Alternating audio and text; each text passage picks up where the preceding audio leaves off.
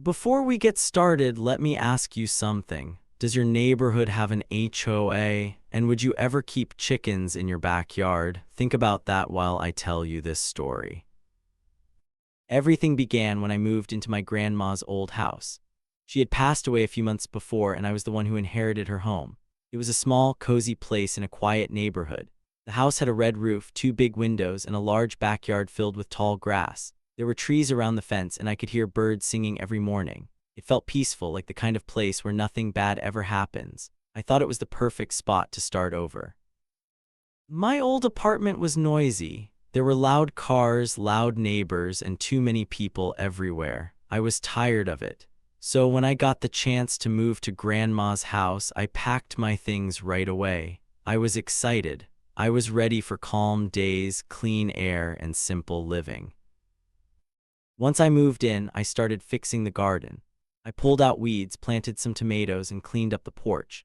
I also remembered something special from when I was a kid. Grandma used to raise chickens in the backyard. She always said fresh eggs were better than anything from a store. I had great memories of her chickens following her around. They were quiet, soft, and never caused trouble. I decided to do the same thing. I thought it would be a nice way to remember her. So after just 1 week in the new house, I built a small chicken coop. I made sure it looked nice and clean. It wasn't big, just enough space for 3 hens. I bought them from a nearby farm. They were small, brown, and calm. I gave them fresh water, clean hay, and good food. I even read books and watched videos to make sure I was doing everything the right way. I wanted to take care of them the best I could. The chickens didn't make much noise. They stayed inside the coop. They didn't bother anyone. I was proud of how neat and quiet everything was, but then something strange happened.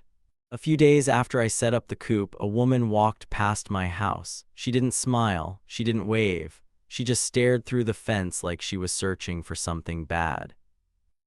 I didn't know who she was at first, but the neighbors later told me her name was Karen. She was the president of the local HOA, which stands for Homeowners Association. At first, I didn't think much about it. I thought HOAs just helped people with yard work or community events. I didn't know they had rules about what you could or couldn't do in your own backyard. Karen was not like the friendly neighbors who said hello or brought cookies. She was different. She carried a clipboard and walked like she was the boss of the whole street. People seemed nervous around her. Some even closed their curtains when she walked by. I started to understand why. A day later, I found a letter taped to my front door. It was from the HOA. The letter said that keeping chickens was not allowed and that I had 7 days to remove them. If I didn't, they would take further action. I was shocked. I thought I followed all the rules. Before getting the chickens, I had checked the city laws. Everything I was doing was legal. The city allowed people to keep a few hens in their backyard as long as there were no roosters and the coop was clean. I had done everything right. I read the letter again and again. It didn't make sense. I hadn't broken any city laws. The chickens weren't noisy. They weren't dirty. They weren't bothering anyone. Why would someone want them gone? That's when I realized something important. This wasn't really about chickens. It was about control. Karen didn't like that I made a decision without asking her first. She wanted to be in charge of every little thing on the street. She didn't care that the chickens were harmless. She only cared that they didn't fit her idea of how the neighborhood should look. I felt confused and a little angry. I had moved here for peace and quiet. I wasn't causing any trouble. I was minding my own business. I had even made the backyard better by cleaning it up and adding something useful. And yet here I was being told I was doing something wrong just because one person didn't like it.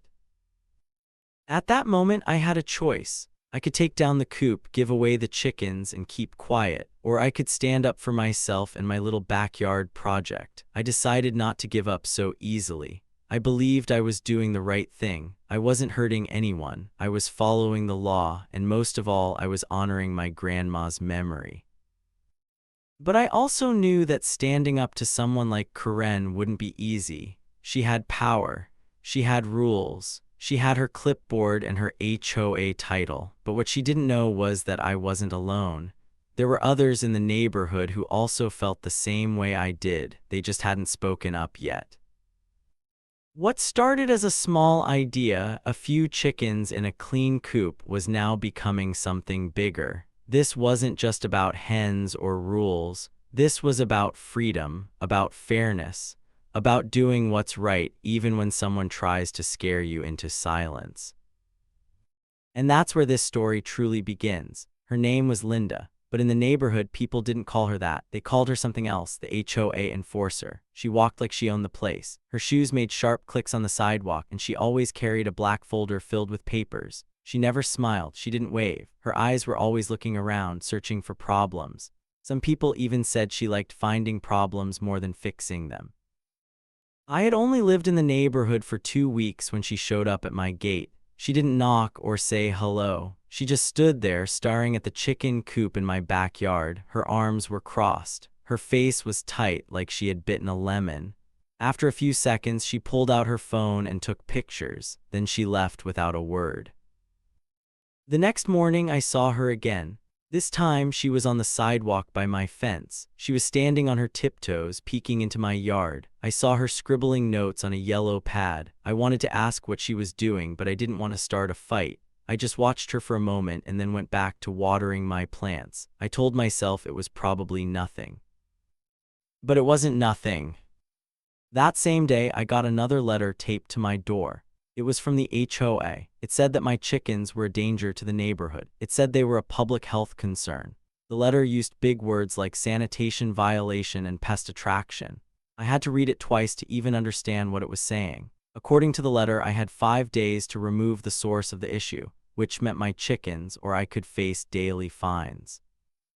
I felt shocked. The chickens weren't hurting anyone. They were healthy. They stayed in a clean coop. I gave them fresh water and food every day. There were no bad smells, no noise, no trouble. I even made sure the fence was tall enough so no one could see in unless they were trying hard to look. But Linda didn't care. She came by again the next day. This time she stood in the street with a tape measure. She measured the fence.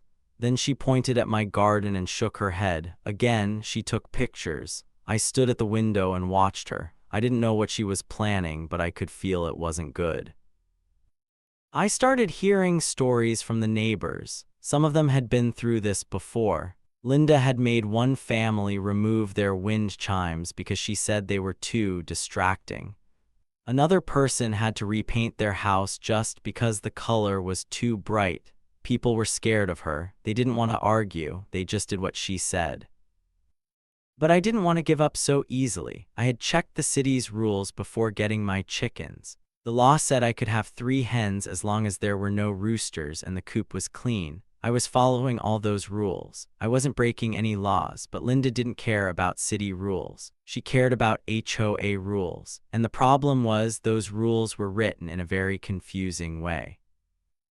The HOA handbook was thick. It had pages and pages of tiny writing. Some of the rules made sense, like keeping your lawn neat, but others were vague, like maintaining visual harmony. What did that even mean? I read through every page and couldn't find anything that clearly said no chickens. But Linda said they were not allowed, and in her eyes, that was final. The days passed slowly. Every morning I saw Linda walking past my house, looking through the fence, sometimes even whispering to other neighbors. One afternoon, I caught her standing on a small stool near the corner of my yard, trying to get a better view. I didn't say anything. I just watched from inside, my hands shaking. It felt like she was waiting for something to go wrong. I started to feel nervous every time I stepped outside. Was she watching? Was she writing something down? It felt like I was doing something bad even though I was.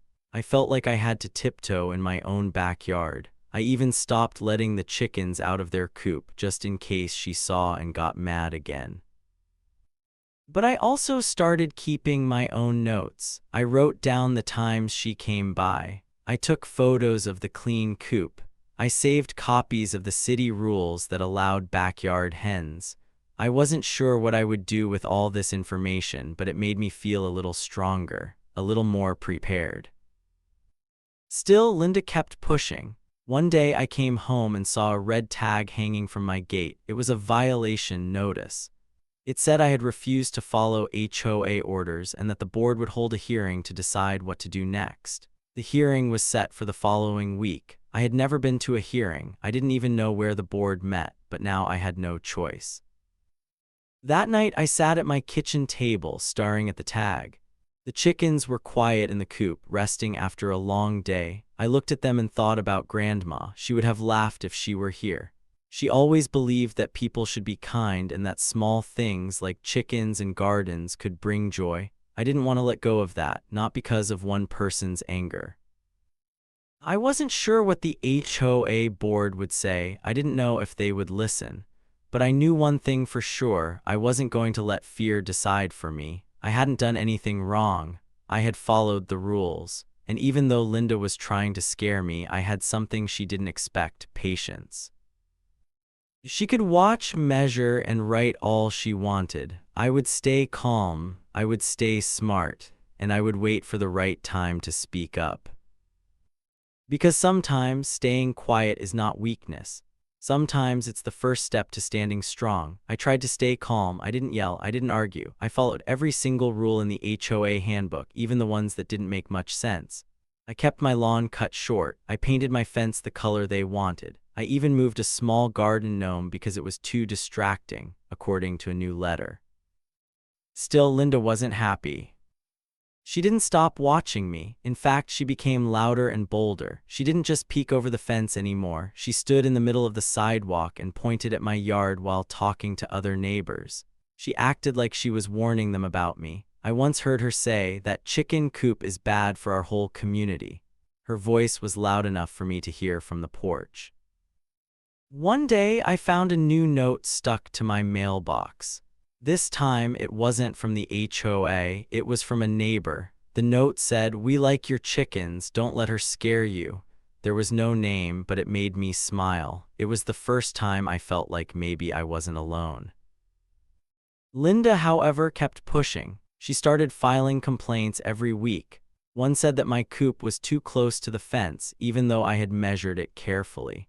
Another said the chickens were too noisy, but they barely made a sound. They only clucked softly during the day. She even said my trash cans were placed wrong, though I had them exactly where the rules said they should be. It felt like she wanted me to make a mistake, any mistake, so she could win. But I was ready. I had started writing everything down. I kept a notebook inside the house and wrote the date and time of every visit from her. I also took pictures of my coop every morning. I made sure the yard was always clean. Every time I got a letter, I saved it in a folder. I also printed the city law that said I could have backyard chickens. I highlighted the line and taped it to my fridge. What Linda didn't know was that I wasn't alone. My cousin Sarah worked for the city. She wasn't just a helper, she was someone who knew the real rules. She told me what was legal and what wasn't. She even checked the HOA handbook and said, "This part is way too unclear. You're not breaking any rules." Sarah told me to stay patient. "They're making noise now," she said, "but the truth will be louder later." So I stayed quiet, but I stayed strong. As the days passed, Linda started getting more aggressive. She stood in front of my house longer. She took more photos. Once she even walked across my front lawn like it was her own. I didn't stop her. I just stood at the window and watched. I wanted to see what she was doing. She bent down and took a picture of a patch of dirt near my fence. There was nothing wrong with it, but she sent another letter that night. This one said my grass had patchy areas, and that it made the neighborhood look unpleasant. I shook my head and wrote it all down. But not all neighbors were against me. A man named Mr. Jackson, who lived down the street, stopped by one morning. He looked around, smiled, and said, "Your chickens remind me of when I was a boy. We had 6 of them behind our house. I hope you don't let that lady bother you." His words gave me a little more courage. Still, Linda didn't stop. One Friday afternoon, I saw her talking to 2 men in suits. They were from the HOA board. She pointed at my yard and handed them papers. They looked serious. I didn't hear what they said, but I could tell she was trying to get their help to remove my chickens.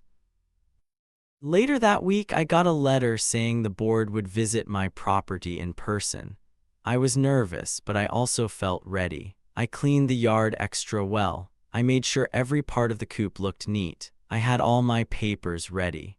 The city rule, the HOA handbook, the photos, and even a video of how quiet the chickens were. The board came on a sunny Tuesday. There were 3 people, 2 men and 1 woman. They knocked politely and asked if they could walk around. I said yes. Linda was there too, standing behind them, arms crossed like always. She didn't smile. She didn't speak to me.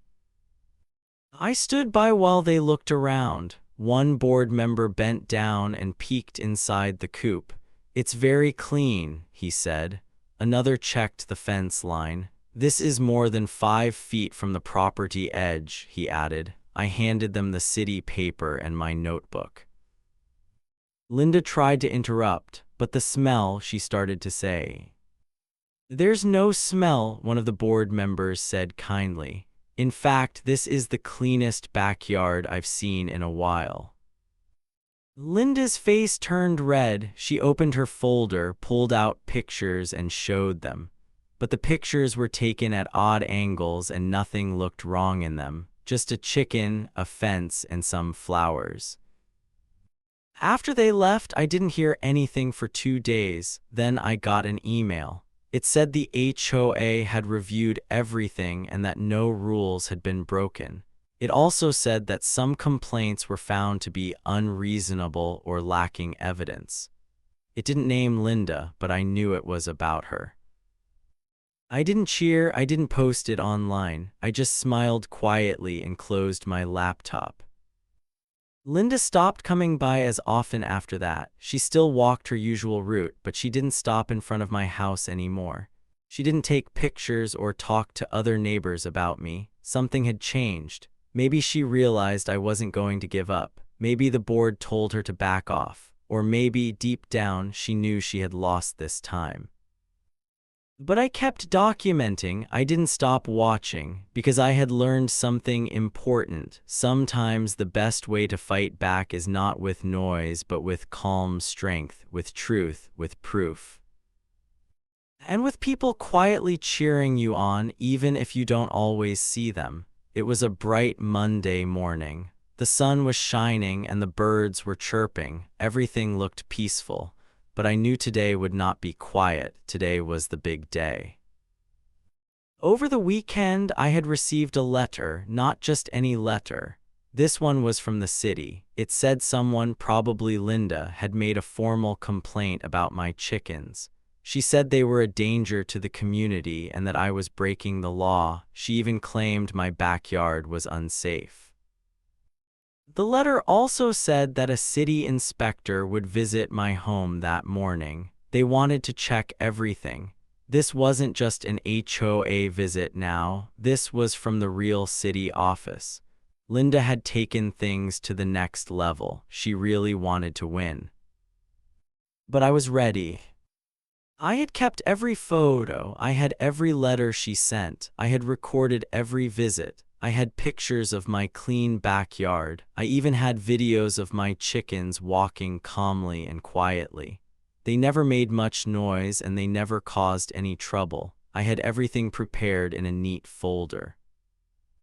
I had also invited someone very special, my cousin Sarah. She worked for the city, not just in any department. She worked in housing and safety. She had seen this kind of thing before. She told me, "I'll be there when the inspector comes. It's time someone saw the truth."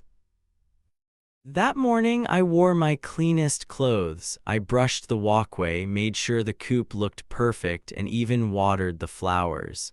I wanted everything to be neat, not just for the inspector, but for myself. I wanted to feel strong.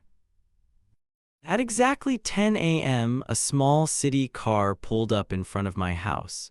A tall man in a blue shirt stepped out. He looked serious, holding a clipboard and a camera. A moment later, Sarah arrived wearing her badge. She waved and smiled. I felt better just seeing her. Then, of course, came Linda. She walked down the sidewalk like she owned the whole street. Her steps were fast, her face red. She was holding a big folder stuffed with papers and photos. I could hear her talking to herself as she walked. She stopped right at the end of my driveway and folded her arms. The inspector looked at me and smiled. "Good morning," he said kindly. "I'm just here to take a look around." I nodded. "Yes, of course, please come in. I've been expecting you." He walked through the gate and into the backyard. Linda tried to follow, but Sarah stepped in. "Only city staff and homeowners are allowed inside during inspection," she said calmly. Linda frowned and backed up, but stayed close. The inspector walked slowly. He looked at the coop. He took pictures of the fence, the grass, and even the compost bin. He opened his clipboard and wrote a few things down. Then he turned to me. "This is very clean," he said with surprise. "The chickens are quiet too." I smiled. "Yes, sir, I've followed all the rules. I also have something to show you." I handed him the folder. Inside were pictures, letters, and the city rule about backyard chickens. The line that said they were allowed was clearly marked. He read it carefully, then he looked at Sarah. She nodded. "This is all correct," she said. "The chickens are allowed, the yard meets safety codes, and the noise level is below the limit." I could see the inspector nodding. He looked impressed. Then came the moment. Linda stepped forward, waving her folder in the air. "Excuse me," she shouted. "I have proof. She's lying. Look at this." She opened her folder and began showing the inspector photos. One was of my garden hose lying on the ground. Another showed a bit of chicken feed near the coop. A third showed a blurry shadow that looked like, well, nothing at all. The inspector looked at the photos. He didn't seem worried. "These don't show any violations," he said. "A hose on the ground is not a danger. Chicken feed is normal. And this one," he paused, "I don't know what this is." Linda's face turned red. But she's dangerous. She doesn't follow rules." The inspector shook his head. "Actually, she's followed every rule I know. Her papers are clear, her yard is clean, and her animals are well cared for." Linda looked like she couldn't believe what she was hearing. Sarah stepped forward. Her voice was calm but strong. "We've seen many complaints like these before. This one seems more personal than real, and that's not fair to good homeowners who are just trying to live in peace." For a moment it was quiet. Then the inspector said something that made me feel proud. "I'll be writing my report today," he said, "and I'll be recommending that no action be taken. In fact, I may suggest that this homeowner be left alone since no real problem exists here." He turned to me and smiled. "You've done a good job." I nodded and thanked him. Linda didn't say another word. She turned and walked away quickly. No folder, no camera, no more angry words, just silence. Sarah gave me a hug. "You did it," she whispered. I looked around my backyard. The sun was still shining. The chickens were pecking the grass, calm and happy. I felt something I hadn't felt in weeks: peace. All my quiet work had paid off. Every small step, every photo, every note, it had all led to this moment. I didn't yell, I didn't fight, I just stayed strong and stayed smart. And in the end, the truth won. Sometimes the biggest power doesn't come from loud voices. It comes from staying calm, being careful, and trusting yourself. This was my home, and I wasn't going anywhere. It didn't take long for things to start changing after the inspector left. At first, everything felt calm again. The chickens went back to pecking at the ground, and I went back to my normal routine. But the peace didn't last long. Linda wasn't done yet. One afternoon, a sheriff's car pulled up outside my house.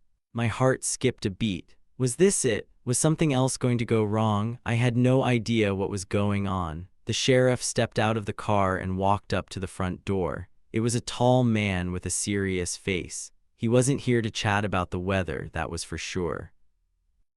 I opened the door, and before I could say anything, he spoke.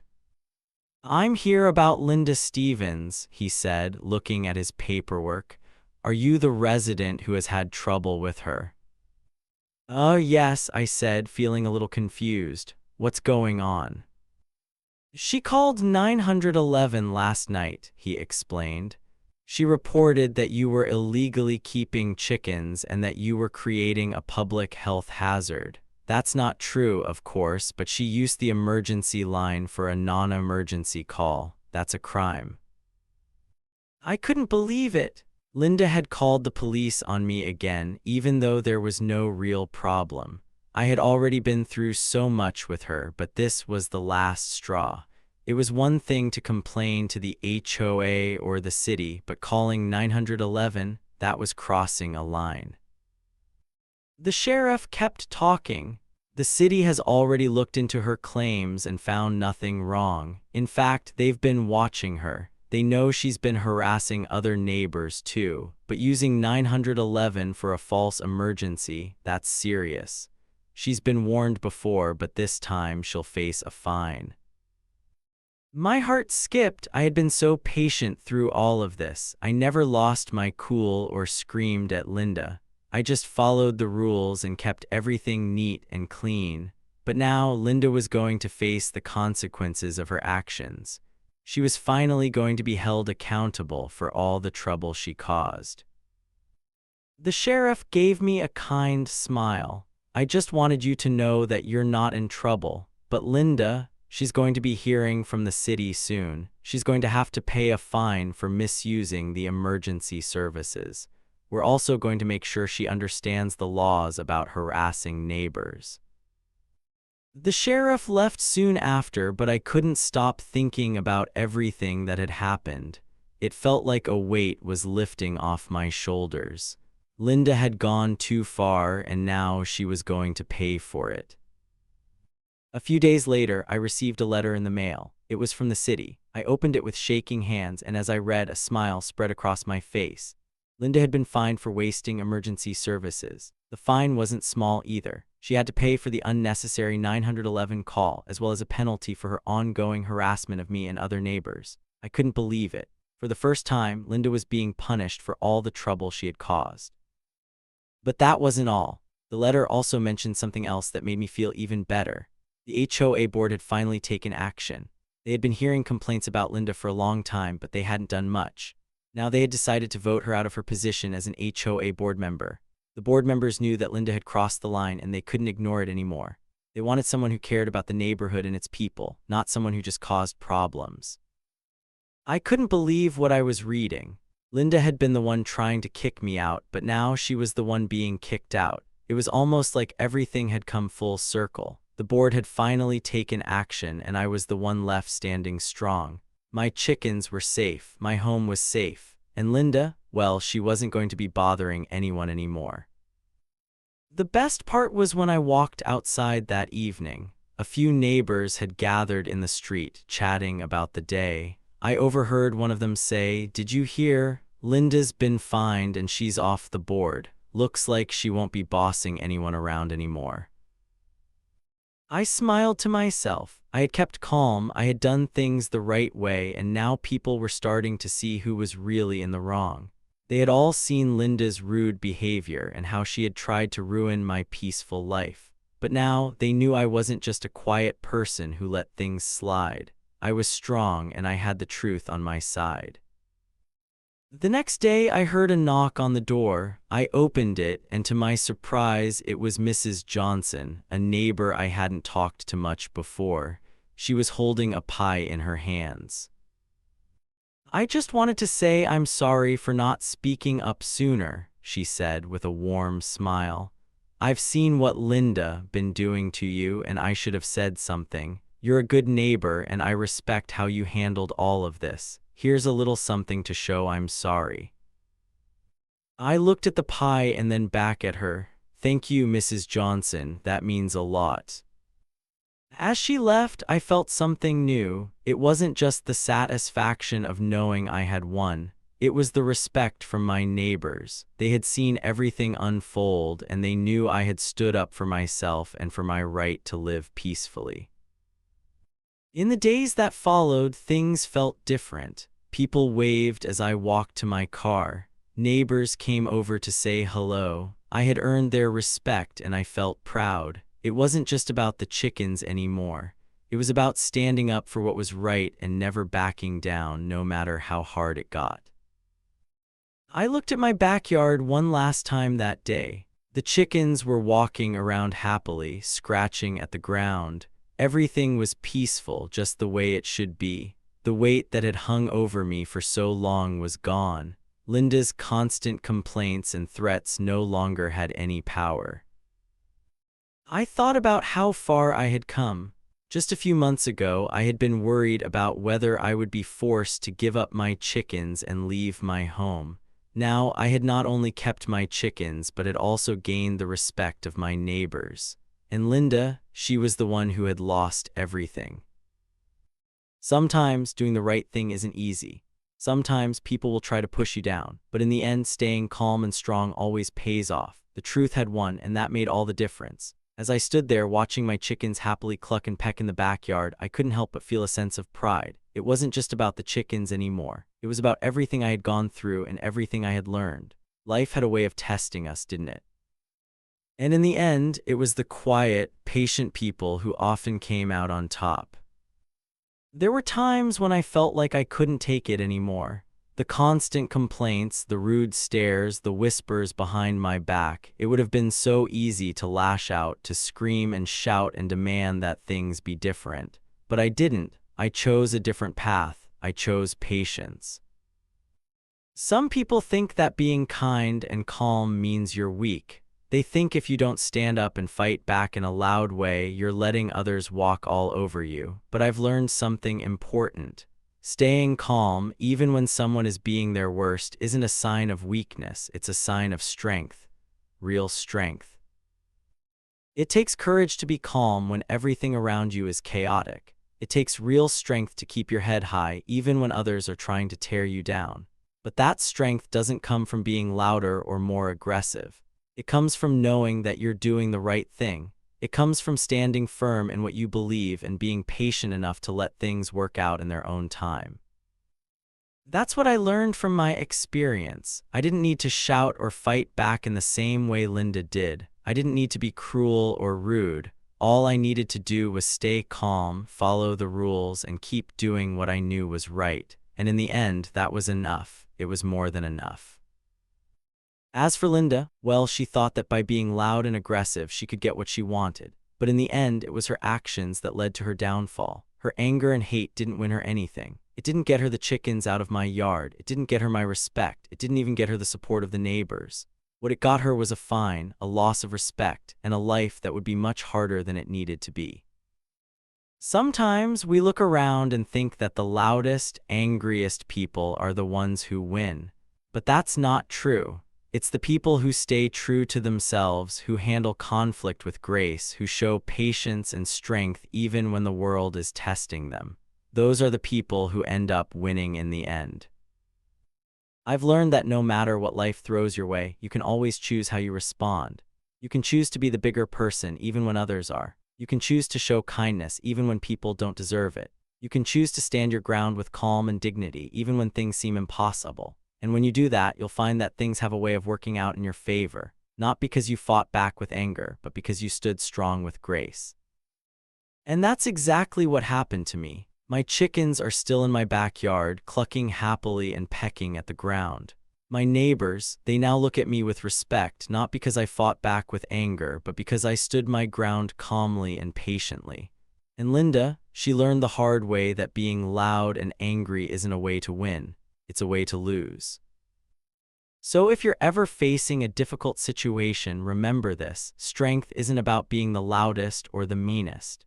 Strength is about standing firm in what you know is right, no matter what anyone else says or does. It's about keeping your cool when others lose theirs. It's about doing the right thing even when it's hard, because in the end, that's what really makes you strong.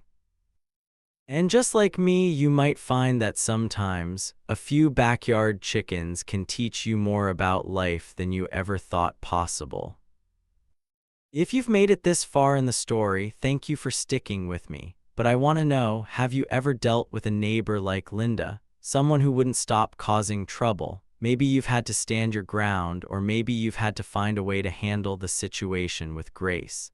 Either way, let me know in the comments. I'd love to hear your stories.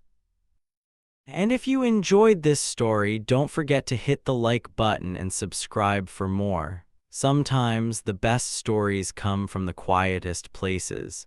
Thanks for being here, and I'll see you in the next one.